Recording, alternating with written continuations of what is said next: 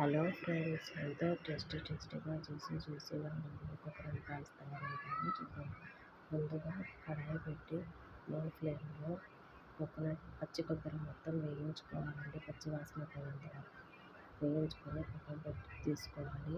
అదే కడాయిలో బెల్లం కొంచెం పొడి దంచుకొని కొంచెం వాటర్ వేసి బెల్లం అంతా కరిగేంత వరకు ఒకసారి కలిపి బెల్లం మొత్తం కరగబెట్టుకోవాలండి.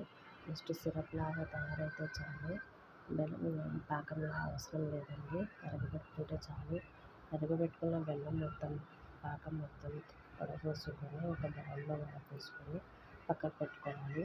అదే కడాయిలో ఒక స్పూన్ ఘీ వేసి ఘీ మొత్తం కరిగిన తర్వాత వేయించుకున్న కొబ్బరి తురుము మొత్తం అందులో వేసి బాగా కలుపుతూ అడుగు మాడకుండా కలుపుతూ కాసేపు లో ఫ్లేమ్లోనే బాగా కలుపుతూ వేయించుకోవాలి. వేయించుకున్న తర్వాత కొంచెం యాలక పొడి అందులో వేసి బాగా కలపాలి.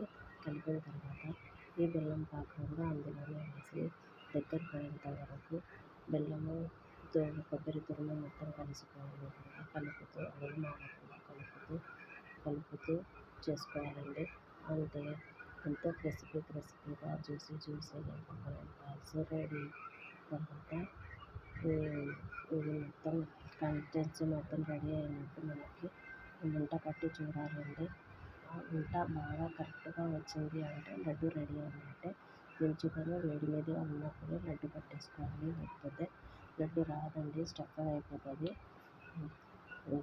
వీడియో చూసినట్లయితే లైక్ చేసి సబ్స్క్రైబ్ చేసి కామెంట్ చేయండి. ఈ విధంగా రావాలి కంటెస్టెంట్స్.